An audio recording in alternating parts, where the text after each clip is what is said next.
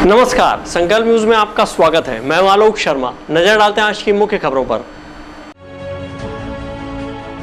Headlines के प्रायोजक हैं Shri Sai Mahima Enterprises, Tiles World, Dongargaon Road, Farhad Chowk, Rajnandgaon. Rajnandgaon जिले में मिले 5 कोरोना पॉजिटिव।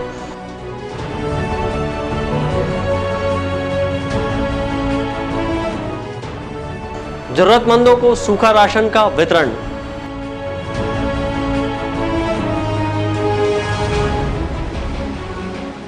और स्वच्छता रैंकिंग में राजनांदगांव को मिला 3 सितारा। अब खबरें विस्तार से।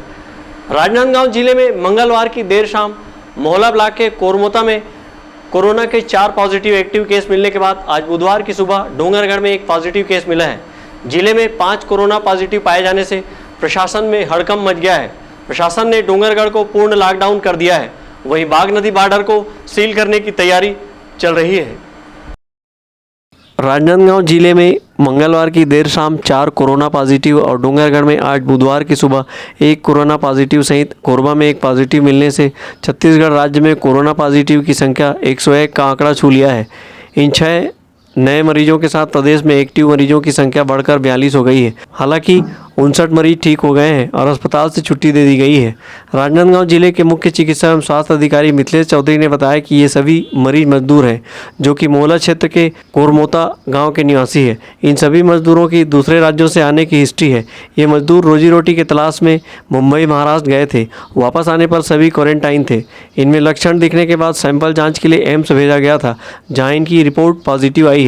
इसी तरह डोंगरगढ़ में आए कोरोना पॉजिटिव को डोंगरगढ़ के डिप्टी कलेक्टर का ड्राइवर बताया गया है। इन सभी मरीजों को पेंड्री स्थित चिकित्सा महाविद्यालय में बने कोविड-19 अस्पताल में भर्ती कराया गया है। गौरतलब है कि जिले में 5 पॉजिटिव मिलने के बाद बागनदी बॉर्डर को पूरी तरह सील कर दिया है। इससे पूर्व जिले में 1 मरीज पॉजिटिव पाए गए थे जो स्वस्थ हो गए हैं। राजनांदगांव जिले के मोहल्ला विकासखंड के ग्राम करमोता में मुंबई से आए हुए प्रवासी लोगों को क्वारंटाइन करके रखा गया था। एक स्थान में 9 लोग को रखा गया, तो उसमें से 4 लोग पॉजिटिव आया है, जिनको हम Rajnandgaon medical college hospital shift कर रहे हैं। छत्तीसगढ़ महाराष्ट्र सीमा से लगे होने के कारण राजनांदगांव जिले के बागनदी चेक पोस्ट में हजारों की संख्या में प्रवासी मजदूरों का प्रवेश का सिलसिला जारी है और महाराष्ट्र, आंध्र प्रदेश, तेलंगाना, मध्य प्रदेश सहित अन्य राज्यों से श्रमिकों की आवाजाही बढ़ी है। इसी तरह लॉकडाउन के चौथे चरण में आवश्यक दुकानों के अलावा अन्य प्रतिष्ठानों को छूट दी गई है, जिससे बाजार में भीड़ बढ़ गई है। ऐसे में कोरोना वायरस का संक्रमण का खतरा बढ़ गया है। जिला प्रशासन ने राजनांदगांव के पेंड्री स्थित मेडिकल कॉलेज को 480 बिस्तर वाले कोविड-19 हॉस्पिटल बनाया है, जिसमें से 160 बेड पूर्ण रूप से इलाज के लिए तैयार है।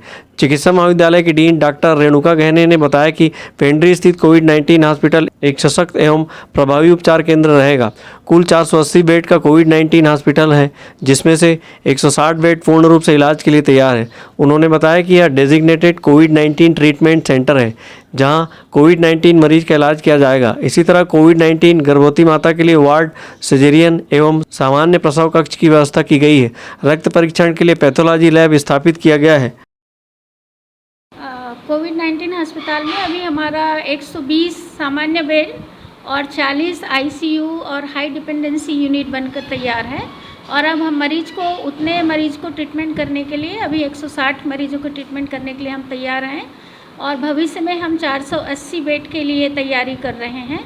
और उस संबंध में हमारे इंफ्रास्ट्रक्चर अभी जो है वो बेड वगैरह सब आ गए हैं। बाकी छोटे मोटे काम है वो भी चालू है।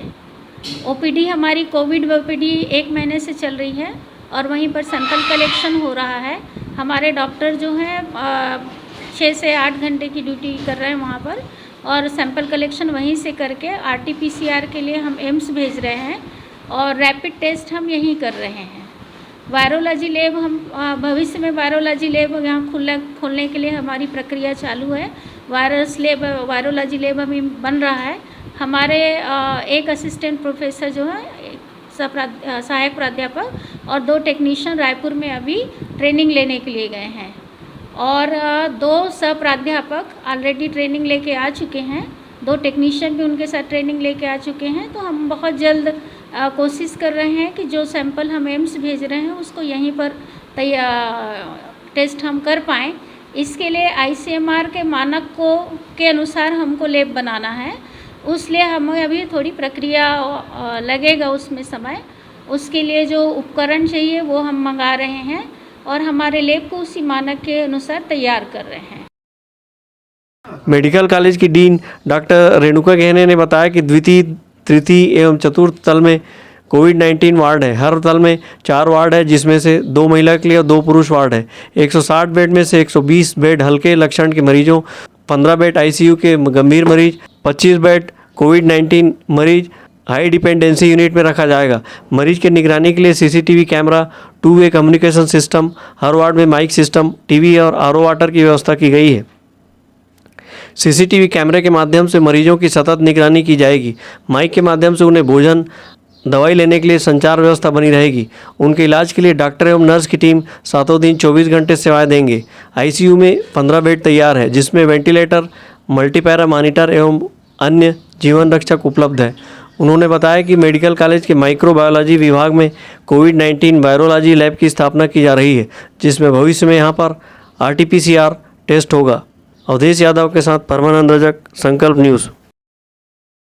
कोरोना वायरस संक्रमण के बीच प्रदेश सरकार के द्वारा जरूरतमंदों को सूखा राशन वितरण के लिए दी गई मंजूरी के बाद पार्षद निधि से जरूरतमंदों की सहायता का सिलसिला जारी है। इसी कड़ी में शहर के गौरीनगर वार्ड में भी जरूरतमंदों को राशन सामग्री बांटी गई। राजनांदगांव शहर के गौरीनगर वार्ड में जरूरतमंदों की सहायता के लिए अल्पसंख्यक आयोग के सदस्य हफीज़ खान की मौजूदगी में स्थानीय पार्षद समद खान ने सूखा राशन वितरण किया। इस वार्ड में लगभग 500 जरूरतमंद लोगों की सहायता के लिए सूची बनाई गई थी। उक्त सूची के आधार पर अब तक 450 से अधिक परिवारों तक सीधे पहुंचकर राशन वितरण किया गया। कोविड-19 के संक्रमण के बीच जब लोगों के पास काम की दिक्कत है और घर में राशन भी नहीं है, ऐसे समय में मिल रही मदद से स्थानीय लोगों में काफ़ी खुशी है। वार्ड के लोगों का कहना है कि राशन मिलने से उन्हें जीविका चलाने में मदद मिली है। हमारे यहाँ जो लाभ है वो मिला है और हमारे पार्षद के जरिए हफीज़ भैया खान के जरिए से मिला है यहाँ का। और जो लाभ है वो आते रहता है शासन साइड से समय समय पर।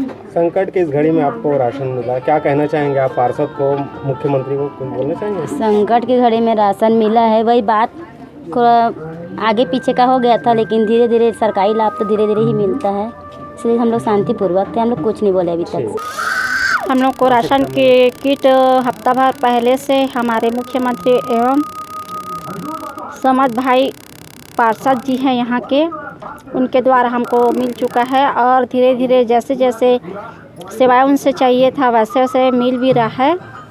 किसी कारणवश के कारण यहाँ अभी आने में तकलीफ़ हो गई थी तो शायद बांट नहीं पा रहे थे, लेकिन फिर से चालू हो गया है और हमको मिला था तो हमको ये विश्वास था कि धीरे धीरे यहाँ सभी को मिलेगा। यही शांतिपूर्वक बना के हम लोग यहाँ गौरीनगर वार्ड नंबर 14 चाणक नगर में हम लोग बैठे हुए हैं। ऐसे जरूरतमंदों की सहायता के लिए अल्पसंख्यक आयोग के सदस्य हफीज़ खान भी अपने वार्ड के लोगों के घर तक पहुंचकर उनकी सहायता कर रहे हैं। कई ऐसे परिवार हैं जिन्हें राशन के अलावा कुछ नगद राशि की भी आवश्यकता दिखाई दे रही थी। ऐसे लोगों की मदद भी अल्पसंख्यक आयोग के सदस्य हफीज़ खान कर रहे हैं। अल्पसंख्यक आयोग के सदस्य हफीज़ खान का कहना है कि संकट की इस घड़ी में कांग्रेस परिवार जरूरतमंद लोगों के साथ है। वहीं मुख्यमंत्री भूपेश बघेल और राजनांदगांव के प्रभारी मंत्री मोहम्मद अकबर की मंशा अनुरूप लोगों की मदद भी की जा रही है। इस प्रदेश के मुख्यमंत्री भूपेश बघेल जी और इस ज़िले के प्रभारी मंत्री मोहम्मद अकबर जी की एक सोच है कि इन विपरीत परिस्थितियों में मजदूर एवं श्रमिक बहुल क्षेत्र में कैसे सुविधा उपलब्ध करा सके, इसलिए उन्होंने पूरे छत्तीसगढ़ में पार्षदों को उनकी निधि से राशन वितरण करने का आदेश जारी किया गया था और उसके आधार पे यहाँ गौरीनगर वार्ड में यहाँ के पार्षद के मुख्य द्वारा 500 लोगों को राशन का वितरण अपनी निधि से किया गया है और आज उन्हीं पार्षद के साथ हम लोग मिलकर लगभग 40 से 50 लोगों को और भी राशन वितरण किए हैं और मुख्यमंत्री और प्रभारी मंत्री की मंशा के अनुसार हम राजनांदगांव के हमारे सभी कांग्रेसी पार्षदों के माध्यम से मिलकर हर गरीबों को राशन पहुंचाने का काम करेंगे। कुछ आर्थिक रूप से जो सक्षम नहीं उनको कुछ मदद भी किया जा रहा है। हाँ, निश्चित ही हम देख रहे हैं कि जो बहुत गरीब हैं और उनके पास राशन के अलावा और भी सुविधाएं उपलब्ध होना चाहिए, वो उनके पास पैसा ना होने के कारण नहीं कर पाते, इसलिए ऐसे गरीबों को नगद राशि के रूप में भी हम लोगों के द्वारा सहयोग प्रदान की जा रही है। कांग्रेस के हर कार्यकर्ता को पार्टी के मुख्यमंत्री द्वारा निर्देशित किया गया है कि वो ऐसे लोगों की मदद करें। श्रमिक बहुल क्षेत्र होने की वजह से गौरीनगर में जरूरतमंदों की संख्या भी बढ़ी है। इसके बावजूद स्थानीय पार्षद सभी लोगों तक मदद पहुंचाने के लिए तत्पर दिखाई दे रहे हैं। वहीं अल्पसंख्यक आयोग के सदस्य हफीज़ खान का गृह वार्ड होने की वजह से वे स्वयं भी इन वार्ड के लोगों की समस्या से अवगत हैं और उनकी हर संभव मदद भी कर रहे हैं। अंकालू साहू के साथ हफीज़ खान, संकल्प न्यूज़। राजनांदगांव नगर निगम की महापौर श्रीमती हेमा सुदेश देशमुख की अध्यक्षता में महापौर परिषद की बैठक संपन्न हुई। बैठक में आगामी बजट पर अनुशंसा सहित अन्य विषयों की स्वीकृति दी गई। नगर निगम के महापौर श्रीमती हेमा देशमुख की अगुवाई में महापौर परिषद की बैठक आहूत की गई। महापौर सभा कक्ष में आयोजित बैठक में परिषदों ने सोशल डिस्टेंसिंग का पालन करते हुए सदस्यों ने हिस्सा लिया। महापौर परिषद की बैठक में आगामी बजट के प्रावधानों को लेकर विषयवार चर्चा के लिए शामिल किया गया था। नगर निगम की महापौर हेमा देशमुख ने बताया कि बैठक में आय व्यय अनुमान पत्रक 2020-21 पर विचार विमर्श उपरांत स्वीकृति हेतु सामान्य सभा को प्रेषित किया गया है। इसी तरह वित्तीय वर्ष 2019-20 के आय व्यय को पुनरीक्षण की अनुशंसा सहित सामान्य सभा को भेजा गया है। साथ ही नगर निगम के विभिन्न विभागों के लिए आमंत्रित वार्षिक निविदा में प्राप्त दर की स्वीकृति प्रदान की गई।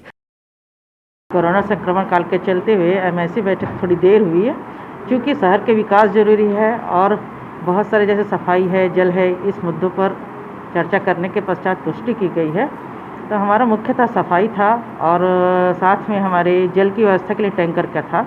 तो ये मुख्य हमारे मुद्दे थे। दूसरे हमारा एसएलआरएम सिस्टम का था और प्रमुख हमारा जो था आज के एमआईसी का मुख्य मुद्दा वो था भोजन सामग्री का वितरण। महापौर निधि और पार्षद निधि से भोजन सामग्री खरीदने की अनुमति ली गई थी सरकार से। सरकार ने इस योजना को सराहा और अपनी अनुमति दी। इस माध्यम से अनुमति मिलने के बाद भोजन सामग्री का वितरण 51 वार्डों में किया गया और हम 51 वार्डों में जो मजदूर वर्ग है हमारे, जो वास्तविकता में इसके पात्र थे, उनको हर वार्डों में सामग्री वितरण किया गया, भोजन सामग्री वितरण किया गया और लोगों को राहत प्रदान की गई। महापौर हेमा देशमुख ने बताया कि दिग्विजय महाविद्यालय में निर्मित ऑडिटोरियम में इको साउंड सिस्टम स्थापना के लिए प्राप्त न्यूनतम दर की स्वीकृति के अलावा बूढ़ा सागर के उत्तरी भाग में स्थित फूड कोर्ट के संचालन के संबंध में निर्णय लिया गया। इसी तरह पेयजल, परिवहन एवं निस्तारी कार्य के लिए प्राप्त दर की स्वीकृति और वित्तीय वर्ष 2020-21 के लिए स्वास्थ्य विभाग में विभिन्न वार्डों के लिए सफाई कार्य ठेके के माध्यम से कराए जाने प्राप्त न्यूनतम दर की स्वीकृति प्रदान की गई है। साथ ही कोरोना वायरस संक्रमण लॉकडाउन की स्थिति में शासन द्वारा गरीब परिवारों को सूखा राहत सामग्री महापौर व पार्षद निधि से वितरण करने दी गई स्वीकृति की पुष्टि की गई। महापौर परिषद ने नगर निगम की आय में वृद्धि करने, शिवनाथ नदी के किनारे निगम सीमा क्षेत्र से रेत निकालने शासन को प्रस्ताव भेजने का निर्णय लिया गया। बैठक में महापौर परिषद के प्रभारी सदस्य मधुकर बंजारी, सतीश मशी, संतोष पिल्ले, विनय झा, भागचंद साहू, गणेश पवार, राजा तिवारी, श्रीमती सुनीता फडणवीस, राजेश गुप्ता चंपू, श्रीमती बहनाबाई, कार्यपालन अभियंता दीपक जोशी, अभियंता U.K. रामटेके, लेखा अधिकारी US वर्मा, स्वास्थ्य अधिकारी अजय यादव, राजस्व अधिकारी श्रीमती सीमा बख्शी, समाज कल्याण अधिकारी भूपेंद्र वाडेकर, लेखापाल राकेश नंदे सहित निगम के अधिकारी उपस्थित थे। अंकालू साहू के साथ परमानंद रजक, संकल्प न्यूज़। अब वक्त है ब्रेक का। ब्रेक के बाद आप देखेंगे स्वच्छता ranking.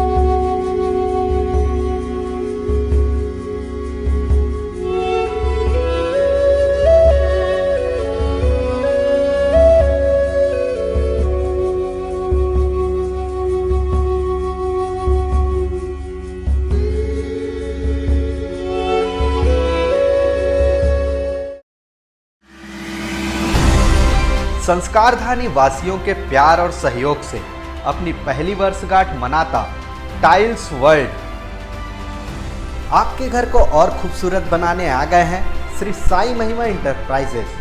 Tiles World, it feels like home. Tiles, marble और ग्रेनाइट का फरहद चौक डोंगरगांव रोड पर एकमात्र mega galaxy showroom. Varmora, Kajaria, Bajaj tiles जैसे नामी कंपनियों के अधिकृत विक्रेता। हमारे यहाँ टाइल्स, मार्बल, इटालियन टेस्ट की ग्रेनाइट एवं सैनिटरी वेयर्स का सबसे नया कलेक्शन उपलब्ध है। साथ ही पाइप फिटिंग व नल फिटिंग की सुविधा भी है। किसी दूसरी दुकान जाने से पहले हमारी क्वालिटी और दाम अवश्य देखें। श्री साई महिमा इंटरप्राइजेस, शहर से 1 किलोमीटर दूर, फटाका मॉल, फरहद चौक, डोंगरगांव रोड, राजनांदगांव। क्या आप घर बना रहे हैं तो आज ही आइए। शिवांश टाइल्स एवं ग्रेनाइट आप सभी के प्यार और सहयोग से सफलतम दूसरे वर्ष में प्रवेश करता शिवांश टाइल्स, ग्रेनाइट एवं मार्बल का mega showroom Johnson, AGL, Kajaria जैसे सभी नामी कंपनियों के अधिकृत विक्रेता। टाइल्स, मार्बल एवं सैनिटरी वेयर्स की विशाल रेंज सबसे कम कीमत पर। हमारे यहाँ नल फिटिंग और पाइप फिटिंग की सुविधा उपलब्ध है। तो आज ही आइए शिवांश टाइल्स एवं ग्रेनाइट में। शहर से मात्र 2 किलोमीटर दूर, नवागांव, बाबूटोला, पटाखा दुकान के बाजू, डोंगरगढ़ रोड, राजनांदगांव। जब बात हो आपके लुक की, जब बात हो लेटेस्ट फैशन की, तब आता है सिर्फ एक नाम, त्रिपदा फैशन।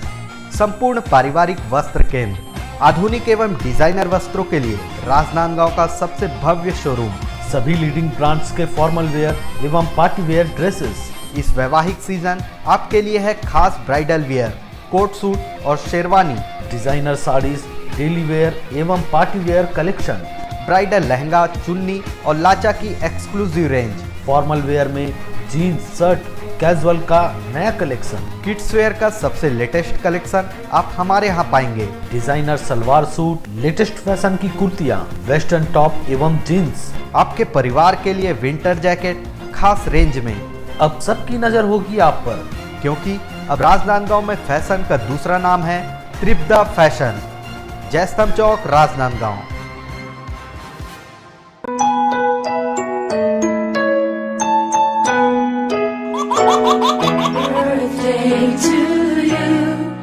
आप अपने बच्चे के जन्मदिन को बनाइए खास संकल्प केबल नेटवर्क के साथ। सिर्फ 500 रुपये में 30 सेकंड का विज्ञापन हर 3 गाने के बाद और आपको मिलेगा 1 पाउंड का केक फ्री। आप अपने बच्चे की तस्वीर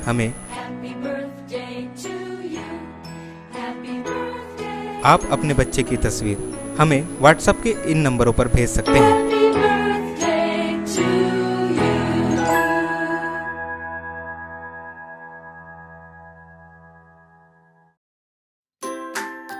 अपने व्यापार को दीजिए नया आयाम।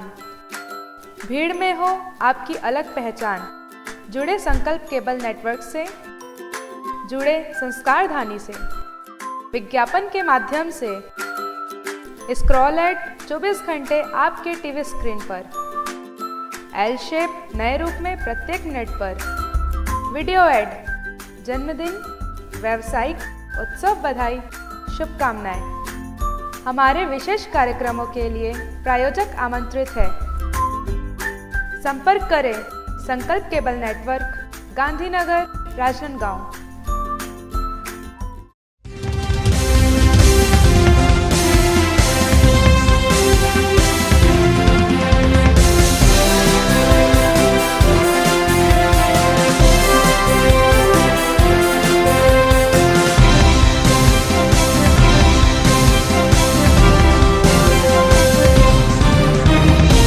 ब्रेक के बाद आपका स्वागत है।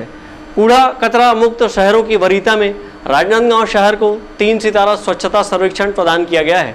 केंद्रीय आवास एवं शहरी कार्य मंत्री हरदीप सिंह पुरी ने मंगलवार को नई दिल्ली में 2019-20 का स्वच्छता सर्वेक्षण सूची जारी किया है। मिशन क्लीन सिटी योजना अंतर्गत राजनांदगांव शहर सहित देश के अन्य शहरों का कूड़ा कचरा मुक्त करने के लिए स्वच्छता सर्वेक्षण किया गया था। मंगलवार को नई दिल्ली में केंद्रीय स्वास्थ्य एवं शहरी कार्य मंत्री हरदीप सिंह पुरी ने स्वच्छता सर्वेक्षण की सूची जारी की है, जिसमें राजनांदगांव शहर को टॉप 10 सूची में शामिल किया गया है। राजनांदगांव शहर को स्वच्छता सर्वेक्षण में 3 सितारा वरीयता प्राप्त होने पर महापौर हेमा देशमुख ने इसे गर्व की बात बताया है। इसका श्रेय उन्होंने शहर की आम जनता सहित डोर टू डोर कचरा कलेक्शन कर रही स्वच्छता दीदियों को दिया है। महापौर हेमा देशमुख ने बताया कि शहर को कूड़ा कचरा मुक्त करने के लिए नगर निगम द्वारा सतत प्रयास किया जा रहा है और नगर के 51 वार्डों में SLRM सेंटर की स्थापना की गई है। बहुत ही गर्व की बात है राजनांदगांव नगर निगम के लिए। हमारे सभी सफाई कर्मी और सफाई अधिकारी और हमारे कहा जाए कि सफाई मित्र से लेकर हमारे ऊपर तक के लोग, इसके लिए उनका योगदान था सफाई में। उनको सर्वप्रथम मैं बधाई देना चाहूँगी। हमारा डोर टू डोर हमने बहुत उसको कंप्लीट करने की कोशिश की। दूसरा, हमारा जो रात्रिकालीन सफाई है वो भी बड़ी मुस्तैदी से चल रहा था। सारे वार्डों में हमारे सफाई कर्मचारी और जो हमारे सफाई मित्र हैं, जैसे SLRM सेंटर के हमारे जो सफाई मित्र हैं, वो बहुत ही ज़्यादा मेहनत करते हैं और दिन रात प्रयत्न यही करते हैं कि सफाई हम अच्छे तरह से करें, सुचारू रूप से करें। और इसमें जनता का सहयोग बहुत रहा है। जनता जागरूक हो चुकी है, राजनांदगांव की जनता। इसके लिए मैं सभी वार्डवासियों को धन्यवाद देना चाहूँगी, क्योंकि उनके प्रयास से ही हमको ये रैंक मिला है। नगर निगम के आयुक्त चंद्रकांत कौशिक ने बताया कि मिशन क्लीन सिटी योजना अंतर्गत शहर को कचरा मुक्त करने के लिए निरंतर कार्य किए जा रहे हैं। उन्होंने बताया कि शहर की वेस्टेज गंदा पानी को रिसाइकलिंग करने के लिए व्यापक योजना तैयार की जा रही है। इस वाटर का उपयोग सिंचाई सहित बिल्डिंग निर्माण कार्य में उपयोग किया जाएगा। इस बार के स्वच्छता सर्वेक्षण में हम लोगों ने 3 स्टार रेटिंग के लिए दावा किया था और पूरे राज्य में अन्य 3 शहर भिलाई, बिलासपुर, रायगढ़ के साथ जिला हमारे राजनांदगांव शहर को भी 3 स्टार रैंकिंग प्राप्त हुई। निश्चित तौर पर ये हमारे स्वच्छ भारत मिशन के हमारे सभी साथियों का, स्वच्छता दीदियों का एक टीम वर्क है। इसके लिए पूरे शहरवासियों को मैं बधाई देता हूँ। किस तरह का प्रयास किया गया था इसके लिए? इसके लिए एक तो आपको पता ही है कि ODF++ की भी समानांतर तौर पे हमारे यहाँ सर्वेक्षण चल रही थी और ODF++ में भी हम सफल हुए। इसके अलावा कुछ जो हमारी वेस्टेज वाटर होती है, वेस्टेज वाटर का भी उपयोग किया जाना हमको दिखाना होता है। विशेषकर हमारा सैनिटेशन पार्क है, जहाँ पे हमारा FSTP faecal sludge treatment plant लगी हुई है, जिसमें हम जो सेप्टिक टैंकी का जो वेस्टेज है उसके माध्यम से उस पानी का हम उपयोग प्लांटेशन में कर रहे हैं और उससे हम खाद भी बना रहे हैं।